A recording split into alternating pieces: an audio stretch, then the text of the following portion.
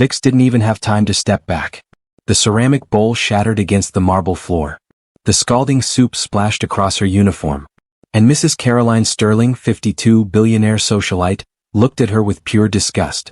"You clumsy little peasant," she hissed. The bistro went silent. Vicks froze, humiliation burning down her neck while designer purses snapped open and phones came up to record. And from the corner booth near the window, a man in a tailored black suit stood up slowly. The sound of his chair scraping against the floor cut through the silence like a knife. No one moved. No one breathed. Because the few people in La Pearl Bistro who recognized that face knew exactly who he was. Kang Wei, the ghost of Seoul's underworld. The man entire syndicates feared to name out loud. Then, turning to the woman who had just humiliated his daughter, he said quietly, "Pick up the napkin. And apologize." Before we dive deeper into this story, click the subscribe button and tell us where you are watching from in the comment section. If this story moves you, share it with someone who loves a good tale. Remember to subscribe and hit the notification bell so you never miss another story. The soft classical music had been playing all evening in La Pearl Bistro, the kind of refined instrumental arrangement that usually went unnoticed among the clinking of crystal wine glasses and the murmur of Seoul's elite discussing their latest acquisitions. The air carried the scent of truffle oil, aged cheese, and the faint sweetness of chocolate soufflé being prepared in the open kitchen. For Vicks Kang, 26, it was just another Friday evening shift, another gallery of wealthy faces who looked through her rather than at her, another collection of orders that would barely cover her modest rent in the cheapest part of Gangnam. She had worked at La Pearl for 8 months now. It wasn't glamorous, but it was honest work, clean work, the kind of employment that had nothing to do with blood money or fear. She kept her head down, her hair tied back in a neat bun, her uniform pressed and spotless. No one here knew her real last name. No one knew where she came from.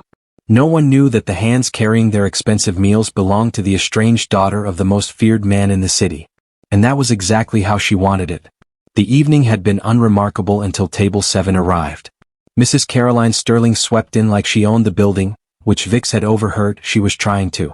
Her husband, Richard Sterling, followed 2 steps behind, his phone already pressed to his ear, his expression that of a man who'd long ago stopped fighting battles he couldn't win.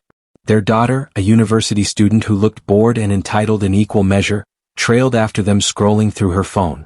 Vicks had served them before. Mrs. Sterling always complained. The wine was too warm. The bread was too cold. The music was too loud or too soft depending on her mood. But she tipped well when other wealthy patrons were watching, so the staff tolerated her theatrical displeasure. Tonight felt different though. There was an edge to Mrs. Sterling's voice, a sharpness that went beyond her usual performance. She'd been drinking before she arrived.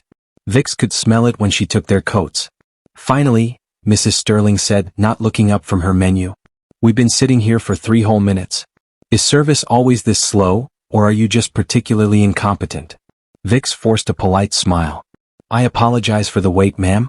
What can I get started for you this evening? Can you get us someone who actually knows what they're doing?" Mrs. Sterling's laugh was sharp and cruel. Her daughter smirked. Her husband said nothing, still on his phone. Vicks's smile didn't falter.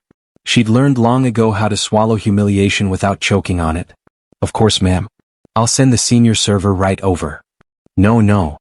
Mrs. Sterling waved her hand dismissively. "You'll do. I suppose even incompetent help is better than no help at all. Just try not to embarrass yourself." The meal proceeded as Vicks expected. Every course came with a complaint. The appetizer was too small. The salad dressing was wrong. The main course was overcooked, then undercooked when the chef prepared a replacement. Through it all, Vicks maintained her composure, apologizing with the same even tone, never letting the mask slip. But masks, no matter how carefully maintained, eventually crack. It happened when Vicks was clearing the soup bowls. Mrs. Sterling's bowl was still half full, the French onion soup cooling and congealing at the edges. Vicks reached for it carefully, her movements practiced and precise. But Mrs. Sterling, in the middle of a loud story about some charity gala, gestured wildly with her hand and knocked the bowl directly out of Vicks's grasp. The ceramic shattered. Soup splashed across the white marble floor and up onto Vicks's uniform, the hot liquid seeping through the fabric and burning her skin. Vicks gasped, stepping back instinctively. The entire restaurant turned to look. And Mrs. Sterling, instead of apologizing, instead of acknowledging her own role in the accident, looked at Vicks with utter contempt. "You stupid, clumsy girl," she said loudly, her voice carrying across the suddenly silent bistro. Do you have any idea how much this dress costs? Look what you've done. There was no soup on Mrs. Sterling's dress. But truth had never mattered to people like her. I'm so sorry, ma'am, Vicks said quietly, grabbing napkins from the table. Let me clean this up. Don't touch me with those peasant hands, Mrs. Sterling snapped, slapping the napkins away. Do you know who I am? Do you have any idea what I could do to you? Vicks felt every eye in the restaurant on her. Felt the heat of embarrassment crawling up her neck. Felt her phone vibrate in her pocket, probably another server messaging to ask if she was okay. I apologize, ma'am, she repeated, her voice steady despite the burning in her throat. It was an accident. I'll get this cleaned up immediately, Anne. An accident? Mrs. Sterling stood up now, her voice growing louder, more theatrical. You threw soup at me deliberately. Everyone saw it. You're probably one of those entitled little millennials who think they're too good for service work, aren't you? Let me guess, you think you deserve more? You think you're special? No, ma'am. Girls like you are a dime a dozen, Mrs. Sterling continued, her eyes bright with malicious pleasure. She was enjoying this. Trashy little nobodies from nowhere, thinking they can just coast through life on mediocre effort. Well, let me tell you something, sweetheart. You will never be anything more than this. You will clean floors and carry plates until you're old and broken, and no one will remember your name. Vicks's hands were shaking now. Not from fear. From rage. From the effort it took to keep standing there, to keep her face neutral, to not let this woman see how deeply the words cut. Do you understand me? Mrs. Sterling leaned in close, her breath sharp with wine. Nothing. And that was when Vicks heard it. The sound she'd learned to recognize in childhood. The sound that meant safety and danger in equal measure. The scrape of a chair against the marble floor. Heavy, deliberate footsteps. And a voice, quiet as death, cold as winter. Pick up the napkin. And apologize. Vicks's blood went cold.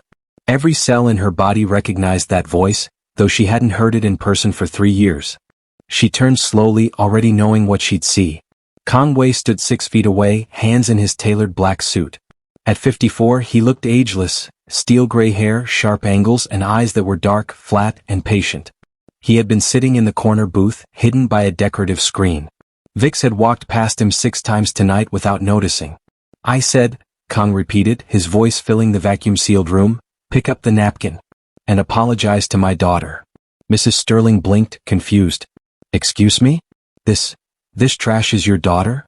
Richard Sterling, who did business in the darker corners of Seoul's real estate market, went white. Caroline, he whispered, standing up. We're leaving. Now. That's not a random man, Richard hissed as his wife protested. That's Kang Wei. The name hung in the air. Diners began to flee. Kang ignored them, looking at Vicks for the first time in years. Are you hurt? He asked. I'm fine, Vicks said firmly. Kang turned back to Mrs. Sterling. Last chance. Apologize. Mrs. Sterling drew herself up. Do you know who I am? My family's name. I know exactly who you are, Kang replied.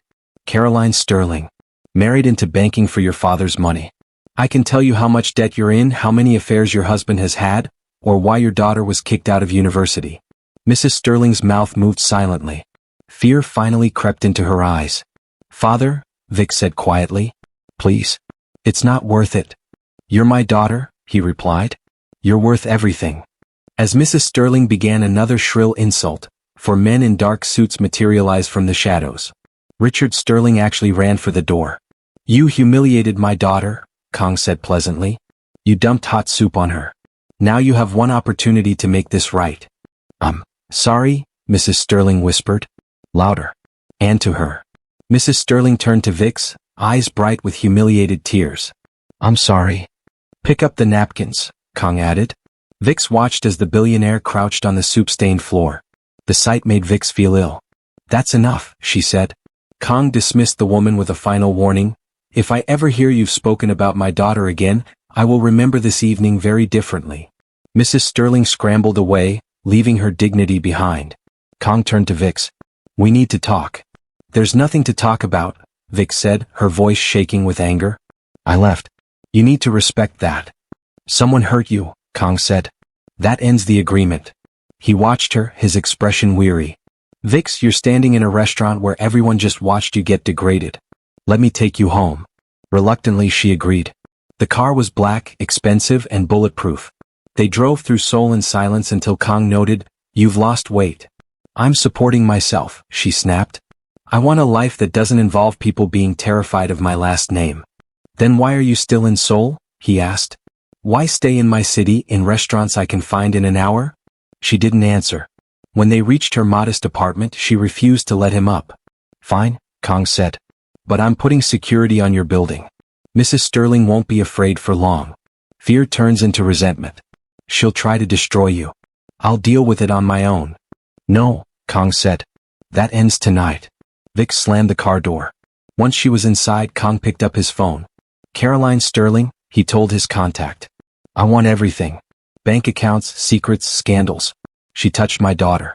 She doesn't get to recover from that." Vicks stood in the shower until the water ran cold. Her studio apartment was small, but it was hers, paid for with honest wages, a world away from her father's blood-soaked estate. Then her manager called. "Vicks, the owner is letting you go. Mrs. Sterling is claiming you assaulted her. She's threatening to sue the bistro into the ground." Shortly after, a lawyer named Jennifer Matthews called. "Mrs. Sterling is pursuing criminal and civil charges. She has witnesses. If you sign a confession and pay 50 million won, we'll drop it." 50 million? Vicks whispered. "Take the offer," the lawyer sneered. "You're just a waitress." Vicks sat in the dark, realizing her father had been right.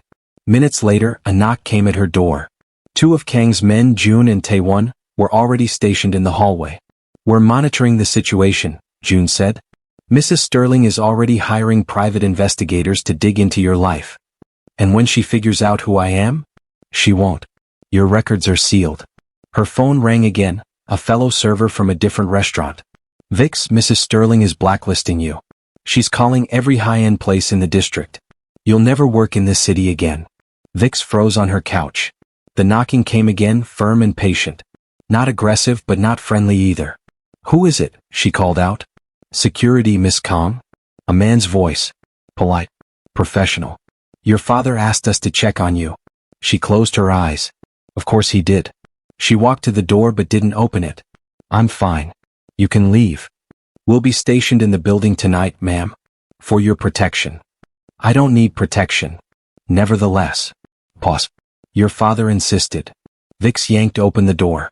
Two men stood in the hallway.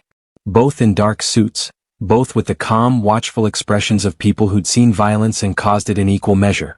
They didn't look threatening. They didn't need to. Their very presence was a statement. "I told him I didn't want this," Vicks said.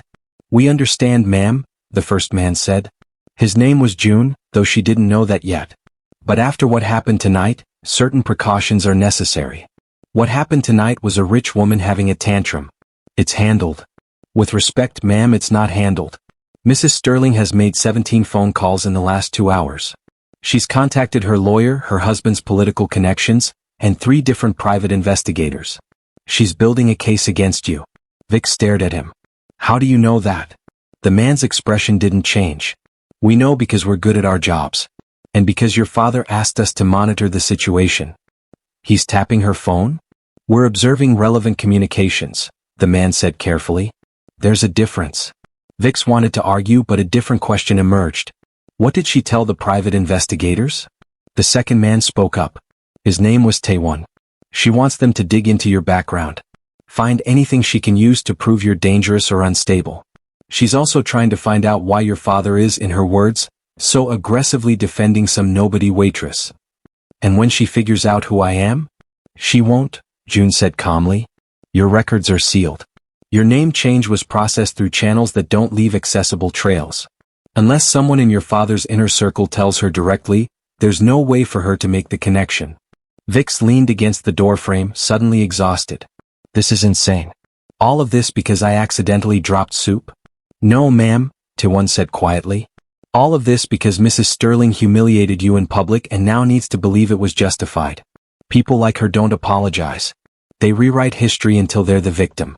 So what am I supposed to do? Just hide in my apartment while my father wages war on her?" "Your father hasn't waged war yet," June said. "If he had, you'd know. This is just surveillance. Preparation." "Preparation for what?"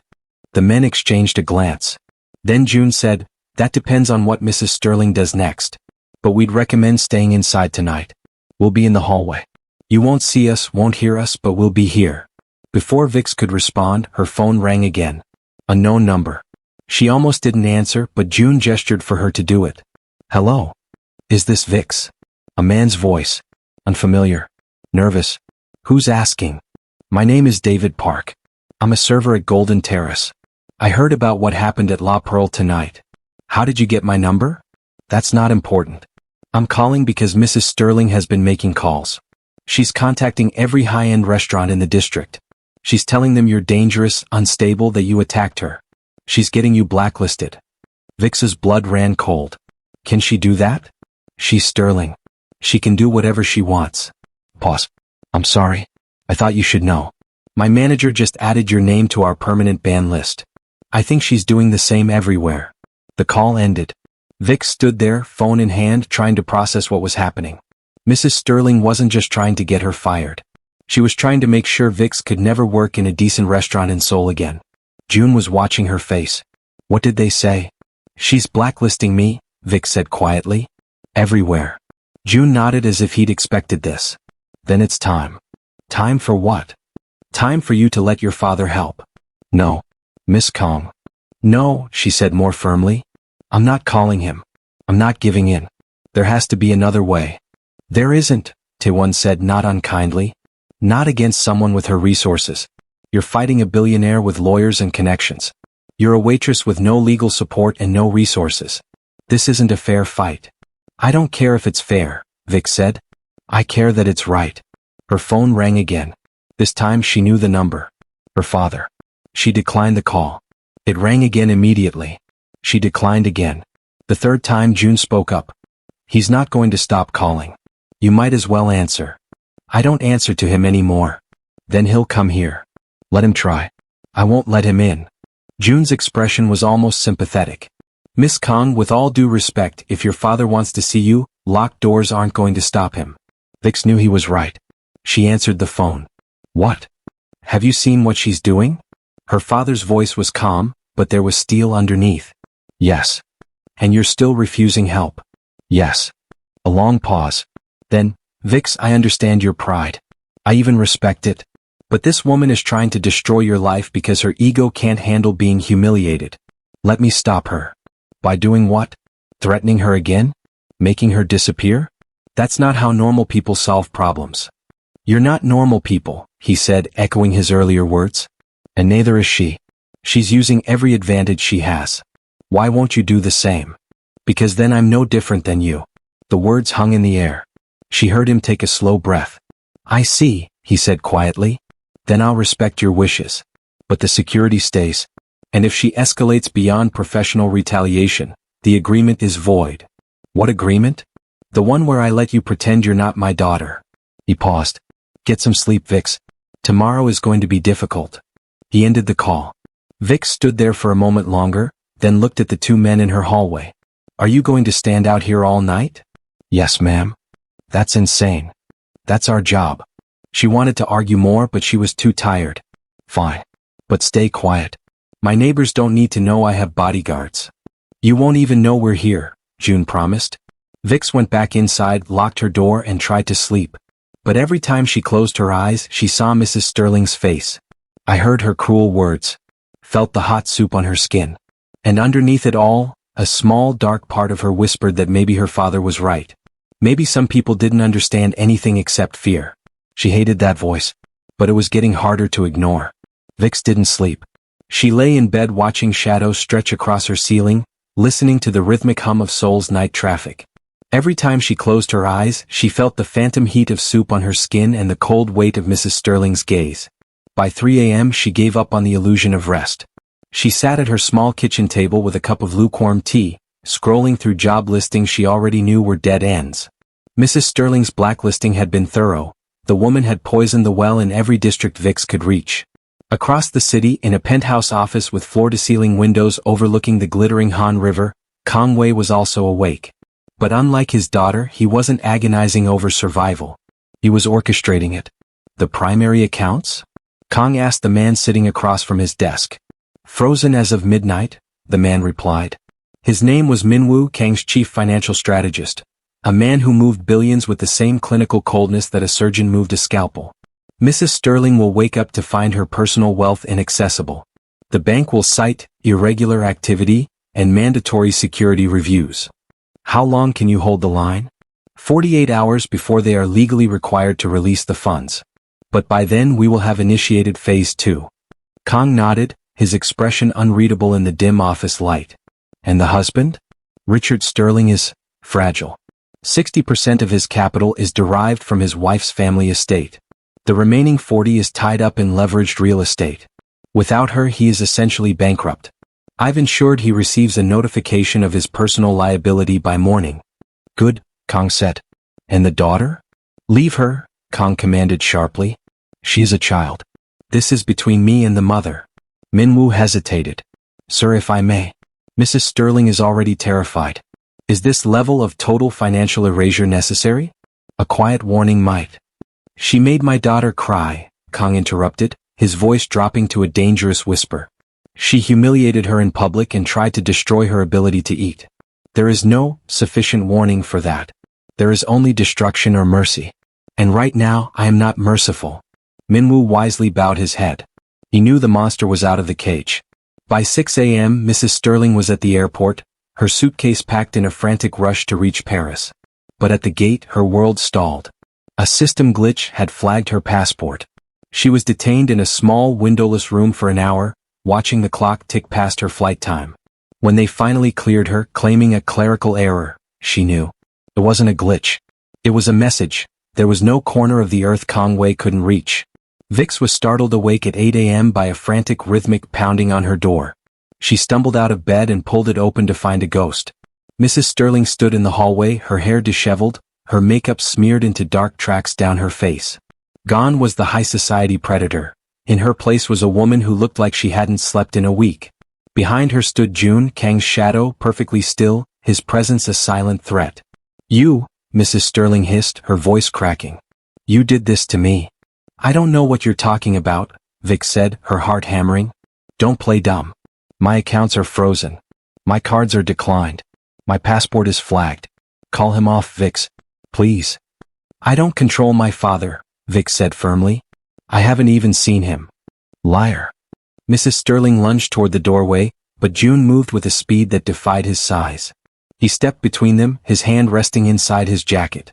Leave, he warned. This is your only warning. No, a voice echoed from the end of the narrow hallway. He'll call me. Kang Wei appeared, looking impeccable in a charcoal suit. He walked forward slowly, the air in the hall growing heavy with his presence. Mrs. Sterling recoiled, her back hitting the wall. I understand you're having financial difficulties, Kang said mildly. You're destroying me, she sobbed. I apologized. I did what you wanted. You apologized because you were afraid, Kang said. Fear is a temporary state. I am ensuring the lesson is permanent. He looked at Vicks. What do you think, daughter? Should I stop? The power in the room shifted to Vicks. She looked at Mrs. Sterling, this woman who had taken such joy in her humiliation, and then at her father, who used fear like a master musician uses an instrument. I don't want this, Vicks said quietly. I don't want to be the reason people's lives are ruined. I want her to understand humanity, not just terror. Kang studied with his daughter. Very well. He turned to Mrs. Sterling. Here are the terms for your survival. A handwritten, sincere apology to my daughter. A 1 million won donation to a service workers relief fund in Vicks's name.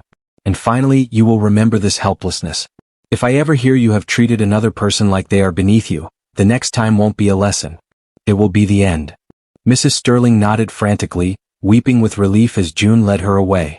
Kang entered Vicks's apartment. He looked at her modest kitchen, her worn furniture, and for a moment the monster was gone, replaced by a man looking at the child he'd lost. I have a lead on a job, he said softly. A restaurant in Hongdae.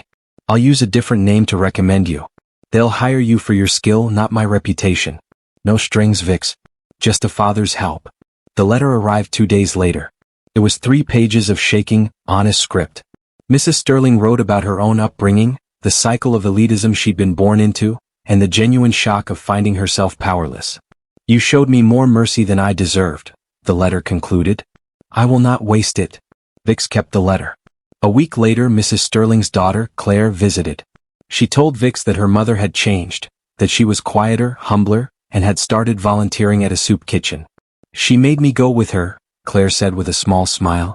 I realized I'd been looking through people my whole life. Thank you for not letting my father destroy us. Vicks took the job in Hongdae. It was a fresh start. The owner was a fair man who valued her work ethic. For the first time in years, Vicks felt she could breathe without looking over her shoulder. She began meeting her father once a month for dinner. They were cautious, like two people walking on thin ice, but the ice was holding. They talked about the weather, about the restaurant, about everything except the blood on his hands. 6 months into her new life, the shadows returned. 3 men in suits arrived at the restaurant just as Vicks was closing. Your father needs you, the lead man said. There's a situation.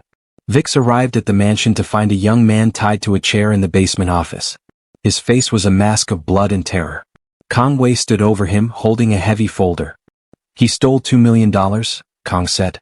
Money meant for our legitimate investments. The old me would have him in the river by midnight. But I promise to be the father you deserve. So you decide. What is his fate? Vasi was horrified. You're putting a man's life in my hands? I am asking you to show me what better looks like, Kang replied. Vicks knelt in front of the man. Why did you do it? The man sobbed, explaining his daughter had leukemia and needed a surgery the insurance wouldn't cover. I was desperate, he whispered. I didn't think he'd notice. Vicks turned to her father. Is it true? Yes, Kang admitted. The surgery was successful. He saved his daughter with my money. Then let him live, Vicks said. Give him a job in one of the warehouses. Deduct the debt from his wages every month until it's paid back. Let him pay you with work, not his life. His daughter needs a father, even a thief. Kang looked at the man, then at Vicks. A slow nod. Untie him, he commanded his men. He works for the logistics division now. See to his daughter's recovery. When they were alone, Kang sat heavily in his chair. You are a difficult woman to please, Vicks. I'm a woman who wants her father back, she said softly. I am trying, Kang said, reaching for her hand. I am trying to be human for you. As she left the mansion that night, Vicks felt a strange sense of peace. She saw the letter from Mrs. Sterling sitting on his desk, worn at the edges as if it had been read a dozen times. The next morning at the restaurant, Vicks saw a familiar face. Mrs. Sterling was sitting at a corner table. When a wealthy customer nearby snapped at a young busboy, Mrs. Sterling stood up. That is a human being you are speaking to, she said firmly. Apologize to him. The customer, stunned, complied. Mrs. Sterling caught Vicks's eye and gave a small, respectful nod before leaving. Vicks walked home that evening and saw her father's car parked at the curb. He didn't get out, he just rolled down the window. Just making sure you're safe, he said. I am, Dad, she replied, a genuine smile finally touching her eyes. I really am. She got into the car, and they drove through the neon-lit streets of Seoul, two complicated souls finding a way to exist in the light. Vicks knew the monster wasn't gone. He would always be a man of shadows. But for her, he was willing to fight the dark. And in a city as cold as this, that was more than enough. The journey from a humiliated waitress to the moral compass of a king had been paved with soup and blood, but as they crossed the bridge into the heart of the city, Vicks knew she was finally home. She wasn't running anymore. She was leading.